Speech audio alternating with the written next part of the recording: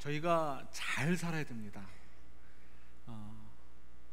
우리 잘 산다는 거 얘기할 때는 옛날에 새마을 운동 생각해가지고 잘 살아보세 해가지고 경제적인 어떤 이렇게 부를 누리는 거를 잘 사는 거로 생각을 하기 쉽습니다. 근데 그거는 굉장히 초등학교 수준 정도밖에 안 되는 거고요. 그죠? 우리가 인생을 잘 산다고 할 때는 부자가 된다, 건강한다, 이런 것들을 훨씬 뛰어넘는 차원이라는 것을 여러분들이 잘 아십니다. 오늘은 그를 설명하려고 하는 것은 아닙니다.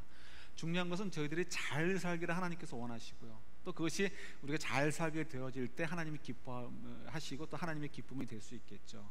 근데 저희들이 잘 살기 위해서라서 하나님은 저희들을 도와주십니다. 반면에 저희들을 방해하는 세력도 있죠. 누가 있습니까? 우리 옆에 사는 사람이 아니고 사단이 우리를 방해를 합니다. 물론 이 옆에 사람이 우리의 그 방해가 될 수 있도록 사단의 도구로 사용될 때도 물론 있지만, 그건 사람의 문제가 아니고 사실은 사단과의 싸움이죠. 저희들이 잘 사는 것이 얼마나 중요한지 모릅니다. 근데 이 잘 사는 것, 그래서 오늘 저희들이 잘 살기 위해서 꼭 생각해야 될 것을 좀 한 가지 생각해 보려고 합니다. 여러분, 오해라는 것이 있습니다. 오해 받아보셨습니까? 다 받아보셨죠? 오해 받으셔가지고 그 곤란한 경험을 하신 분들이 다 있으실 거고요, 경험들이 있으실 거고요. 또 뿐만 아니라 오해를 한 경우도 많이 있을 것입니다. 오해는 여러 종류가 있어요. 예컨대 의도적으로 오해를 만드는 경우도 있습니다. 어떤 목적을 위해서 오해를 만드는 거죠. 그러니까 우리가 이렇게 생각하도록. 전에 한번 소개해 드린 적이 있는데, 프랑스의 루이 14세, 굉장히 유명한 왕이죠. 태양왕이라고 이렇게 소문난 왕입니다. 이 사람은 프랑스 역사에서 굉장히 중요한 분으로 쳤습니다. 근데 지금은 좀 재해석이 되는 것 같은데, 어떻게 중요한 그 위치를 차지했냐면, 이분이 통치하는 그 긴 시간 동안에 아주 통치를 잘했다. 그래서 절대 군주 제도에서 좀 근대화되는, 좀 민주주의가 좀 들어가는 이렇게 그 과도기였고, 그를 실행한 것이 루이 14세다. 그의 통치 때는 아주 빛나는 시기였다. 이렇게 이제 프랑스 당시의 그 학자들이, 역사학자들이 이렇게 포장을 했었습니다. 그런데 사실은 그는 의도적으로 프랑스 국민들이 오해하도록 만든 거죠. 좀 이제 조금만 설명을 드리면요, 근데 외모를 먼저 보세요. 좀 머리가 멋있죠. 저는 뭐 가발이라는 건 너무나 잘 아실 거예요. 가발을 벗기면은 루이 14세는 이제 이렇게 반짝반짝 빛나는 머리라고 합니다.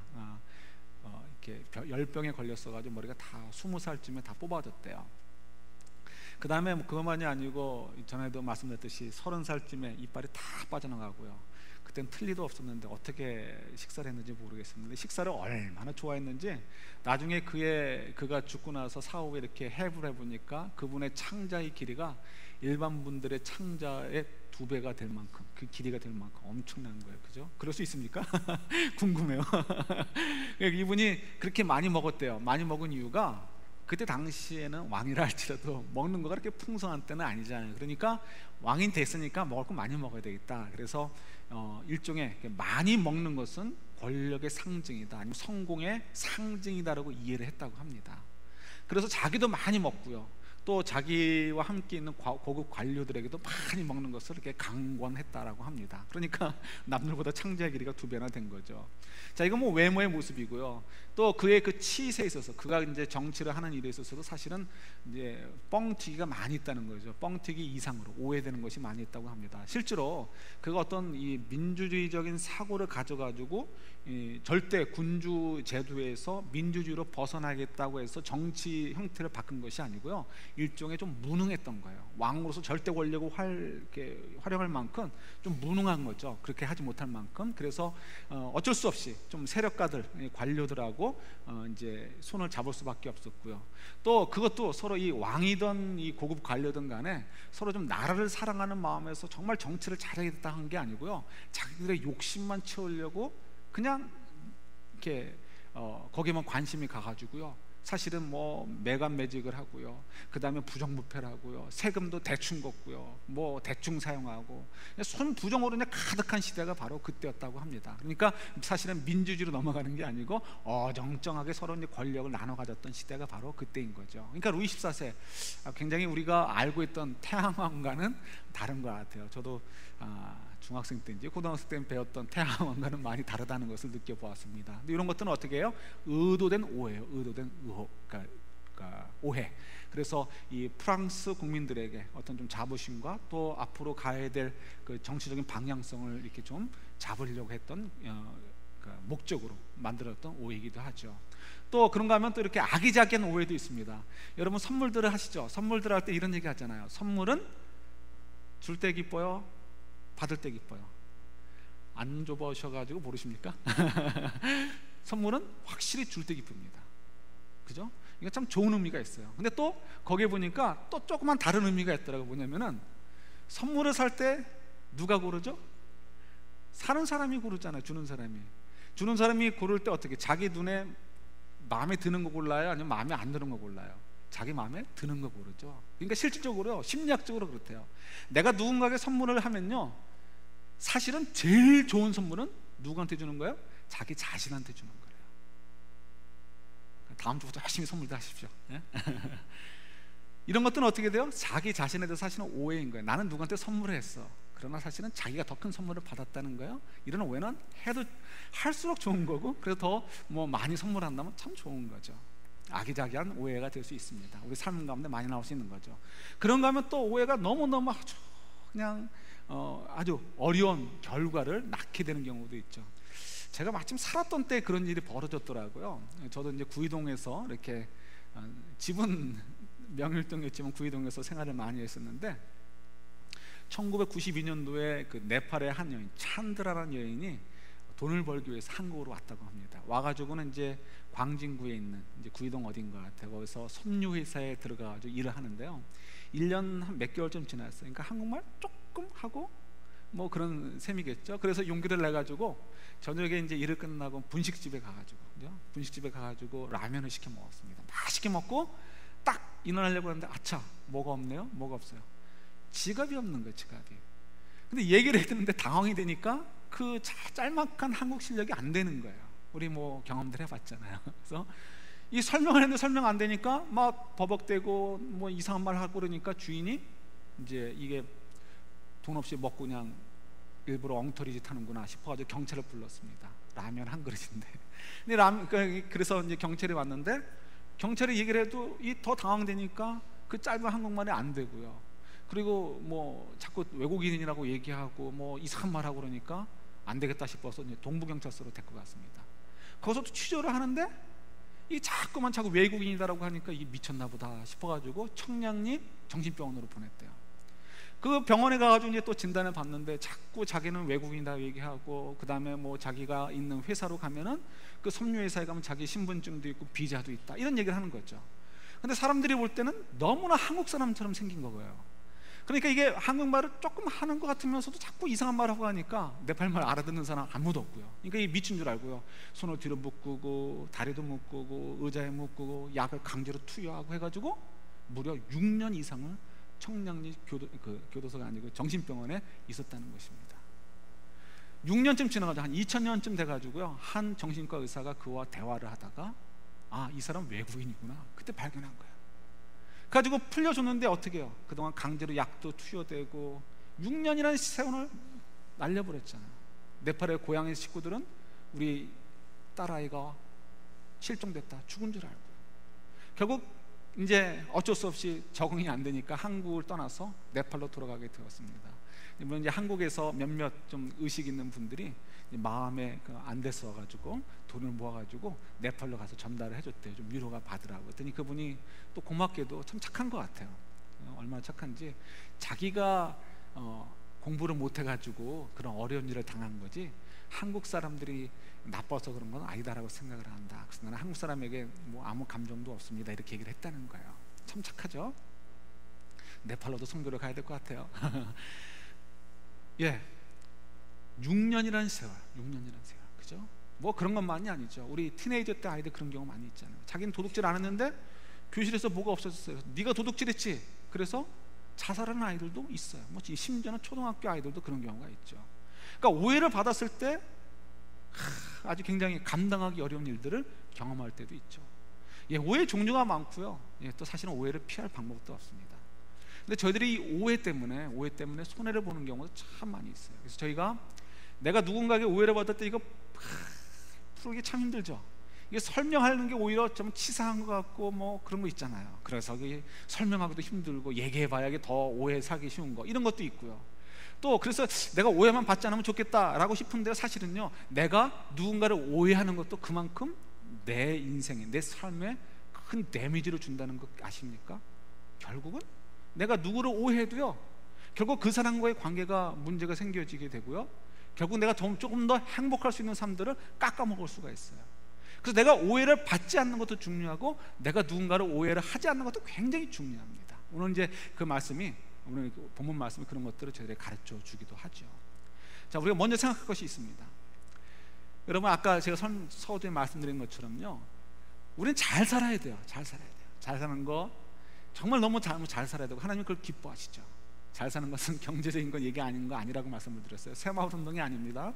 정말 주님 안에서 그 풍성한 은혜의 삶을 살기를 원해요. 하나님께서는 그걸 기뻐하십니다. 우리가 그런 삶을 살 때 하나님 너무너무 기뻐하실 거예요. 근데 우리가 참 그거를 잘 모르는 것 같아요. 근데 저희가 자꾸 개발하고 수준을 자꾸 높여가야 되겠죠. 근데 반대로 사단은 그걸 자꾸만 끄집어 내리려고 하죠. 자꾸만 끄집어 내리려고 합니다. 그래서 우리 삶 가운데 하나님의 일들이 풍성하게 일어나게 하는 것도 방해하려고 하고요, 또 우리가 사람들과 더불어 이렇게 아름다운 그 나눔을 통해서 하나님이 기뻐하시는 일들을 더 만들어가는 것도 방해하려고 합니다. 그래서 사단이 우리의 인생을 막 뒤 흔들고 싶어 하죠. 그 뒤 흔들고 싶어 할 때 가장 전략적으로 사용하는 가장 큰 무기가 뭐냐면 관계를 깨는 것입니다. 관계를 깨는 것. 우리가 서로 간의 관계가 깨지면요, 그 다음에 정말 우리가 다른 일을 하는 것이 힘들어요. 아마 하나님이 귀한 일들을 하다가도 관계가 깨어지면 어떻게 됩니까? 일하기가 싫어지고, 싫어지는 것만이 아니라 일을 하고 싶어도 일하기 힘든 상황에 놓이게 되죠. 그러니까 사단이 그걸 너무 잘하는 거죠. 그러니까 어떻게 해요? 관계를 흔들어 놓습니다. 그 관계를 흔들어 놓기 위해서, 관계를 깨기 위해서 또 사단이 참 그 전략을 이루기 위해서 사용하는 최대의 무기, 아주 유효적절한 무기가 뭐냐면 오해예요. 오해.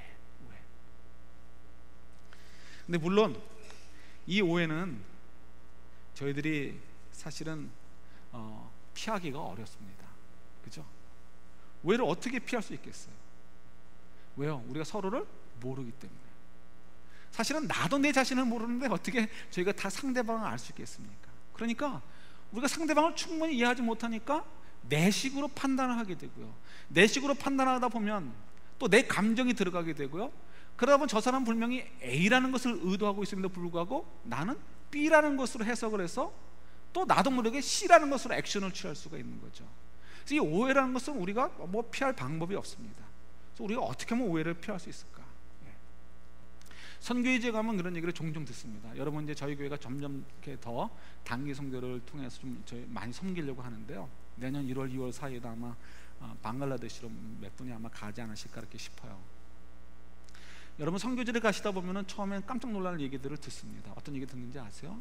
뭐 좋은 얘기도 많이 듣는데요, 정말 놀랄만한 일들을 많이 얘기 듣습니다. 정말 하나님께서 하셨구나, 정말 이 선교사님들은 너무너무 헌신하시는구나, 이런 얘기를 많이 듣고요, 그 중에 한 10% 정도는 슬쩍 와서 이런 얘기를 하는 경우를 듣게 됩니다. 뭐냐면, 누구누구 선교사님이요, 문제가 많습니다.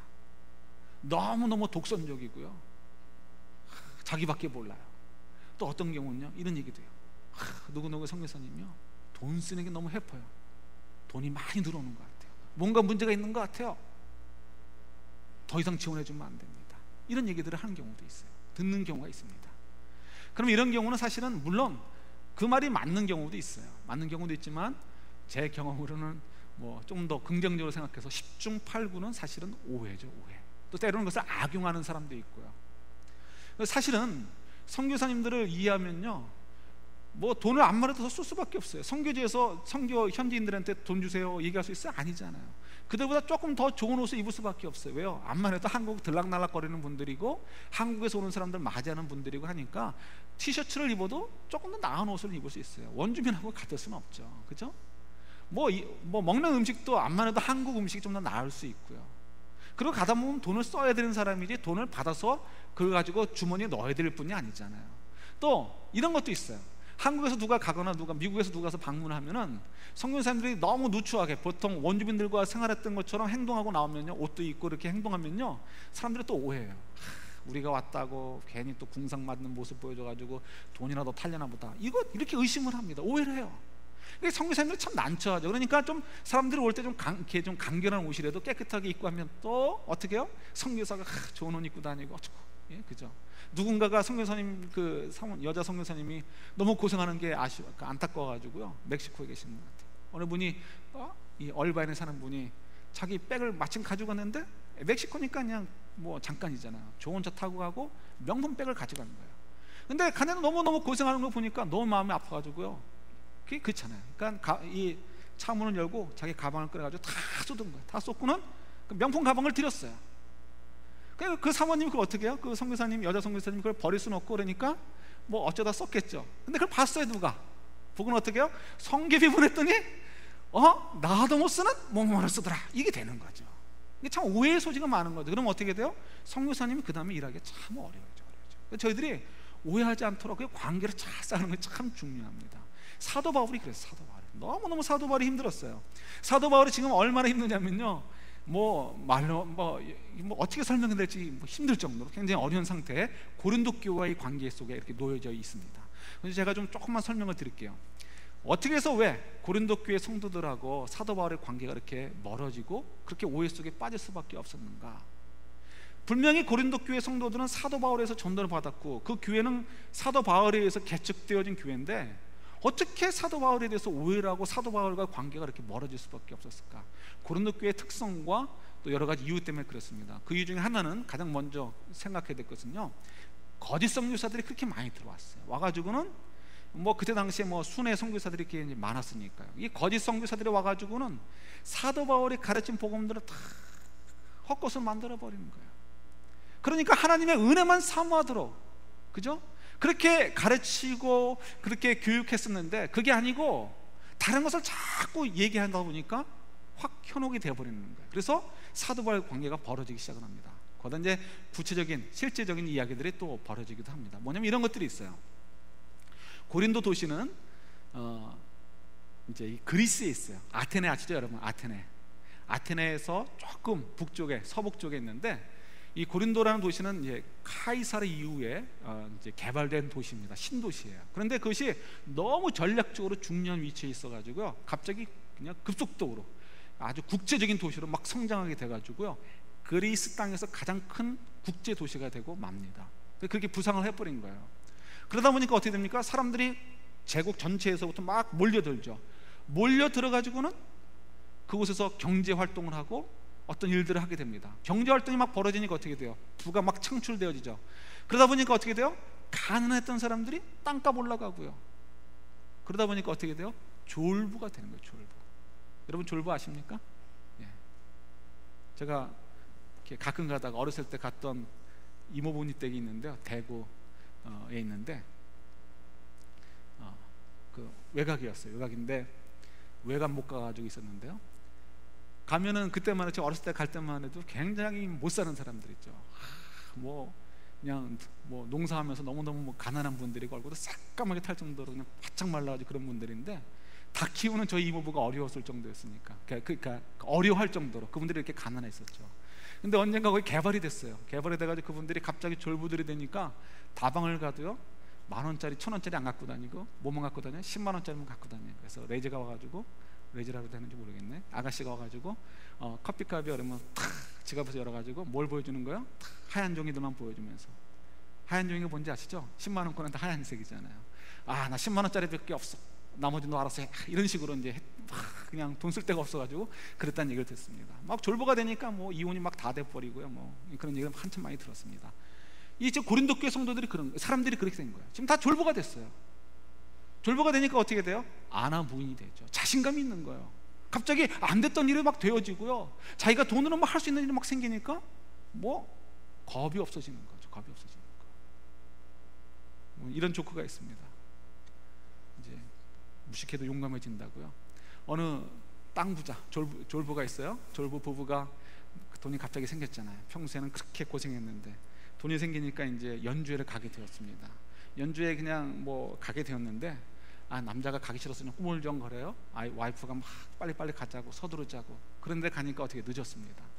늦어가지고 그러면 기다려야 되잖아요. 돈이 있잖아요. 지금 없던 돈이 생겼으니까 용기가 나죠. 무조건 비집고 들어갑니다.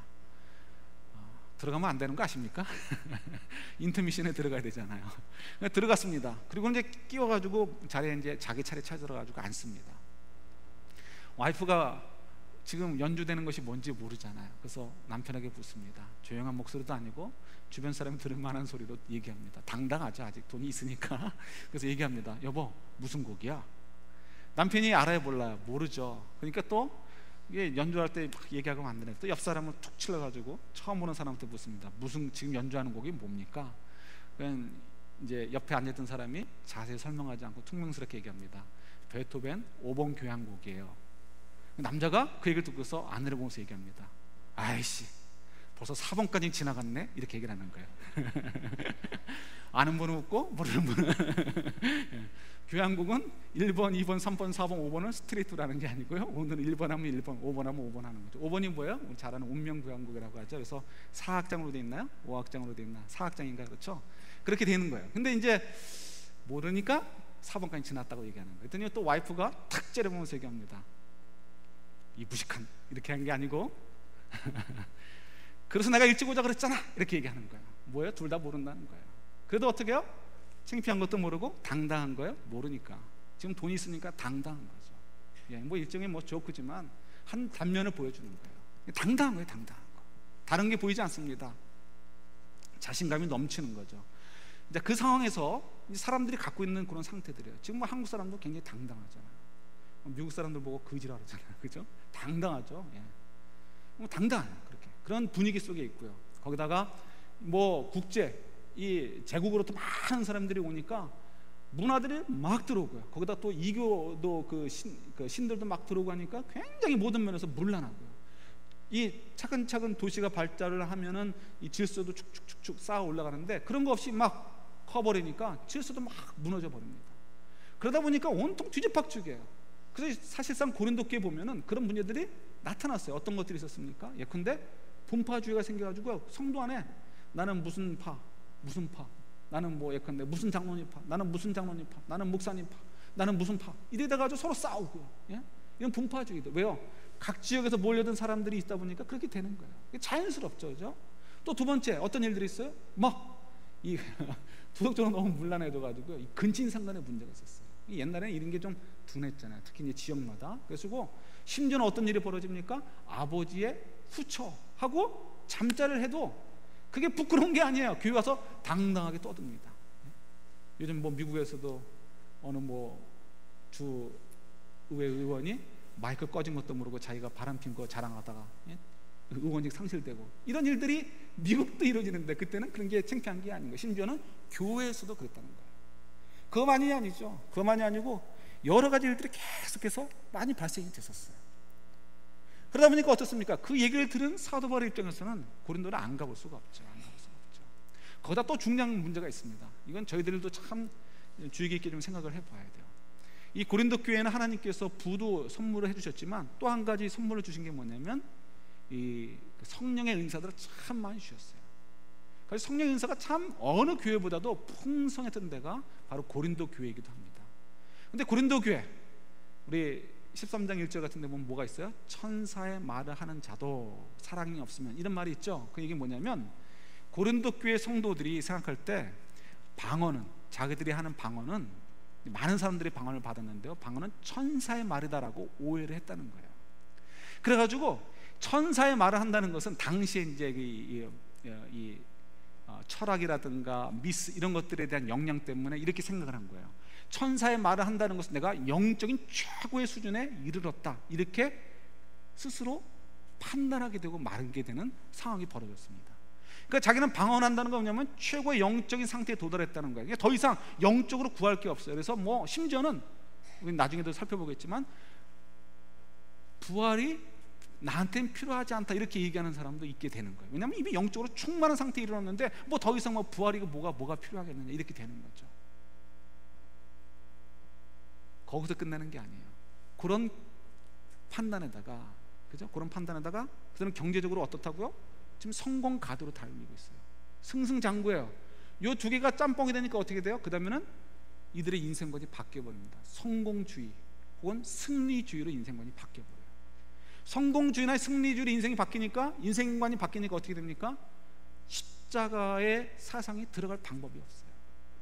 예수님께서 십자가를 지신 것처럼 성도들도 그리스도의 십자가를 지고 섬기는 삶을 살아야 된다는 이야기가 들어갈 방법이 없습니다.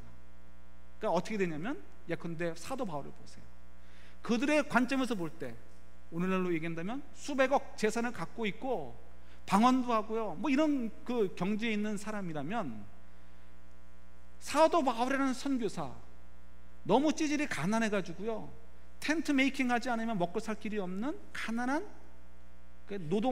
노동 일을 하면서 일하는 선교사, 그가 비록 우리에게 복음을 전했고 우리 교회를 세웠지만 그가 지금도 다른 데 가서도 가난하게 살면서 우리를 찾아오는 그 선교사, 반갑기만 하겠습니까? 반갑지 않은 거예요. 그가 찾아올 때, 또 특히 예고되었던 것보다 1년 가까이 이른 시간에 찾아왔을 때 그들의 관심은 어떻게 되어지냐면, 사도 바울 우리에게 돈이나 구하려고 오는구나, 이렇게 오해를 하는 거예요. 사도 바울이 말씀을 가르쳐요. 너희들 그렇게 하면 안 돼, 음란하면 안 되고 싸우면 안 되고 어쩌고 저쩌고. 어떻게 해요? 그들의 눈에는 이 국제적인 도시에 사는 이 고급한 문화를 모르는 저 참 미련해가지고 좀 삶이 너무 찌들다 보니까 저런 얘기밖에 할 수 못하는구나 라고 사도 바울을 이렇게 판단할 수밖에 없어요. 더더욱이 사도 바울은 뭐가 있습니까? 병이 있는데 그 병 때문에 계속 그냥 쩔쩔매잖아요. 키도 작고 못생겼죠, 거기다 병은 있죠. 그러니까 지금 성공 가도를 가는 사람들의 관점에서는 어떻게 해요? 사도 바울이 굉장히 영적으로 저급한 수준에 있다고 밖에는 판단이 안 되는 거예요. 사도 바울 입장에서는 그를 어떻게 해요? 모른 척할 수 있어요. 아이, 기분 나쁘다, 이놈들, 너희들 마음대로 해라, 내가 다시는 너희들 안 본다. 우리 같으면 그럴 수 있잖아요. 근데 사도 바울의 입장에서는 그럴 수 없어요. 그들을 너무 사랑하니까 그들을 어떻게든지 체인지 시켜가지고 그들이 어떻게 하든지 십자가의 인생, 십자가의 삶을 알아야 진짜 구원을 얻을 수 있으니까, 진짜 예수 그리스도를 알 수 있으니까 가르쳐야 되잖아요. 그래서 굳이 찾아가가지고 욕을 먹으면서 사실은 다시 오게 되는데, 욕을 먹으면서까지랑도 찾아가는 이유가 바로 거기 있었죠. 그러나 결국은 그들이 받아들이지 못하는 걸 보고서 사실은 돌아오게 됩니다. 다시 에베소로 돌아오게 됩니다. 나중에 좀 더 설명을 나중에 가서 이제 드리도록 하겠습니다. 여러분 어떻습니까? 오해라는 게 이렇게 무서워요. 복음을 전했던 영적인 아버지인 사도 바울, 사도 중에 사도라고 칭할 수 있는 그 사도 바울, 그러나 어떻게 해요? 오해를 하게 되니까 그가 쓸 자리가 없어지는 거예요. 그래서 우리가 두 번째로 생각할 것이 뭐냐면, 우리가 오해를 한다는 것은 사실 우리 영적인 유익, 굉장히 큰 유익들을 잃을 수 있다는 것을 기억을 하셔야 된다는 것입니다. 우리 성경 한 군데 볼까요? 고린도후서 1장 16절 보세요. 오늘 읽진 않았지만 오늘 본문에 포함되는 말씀입니다. 1장 16절입니다.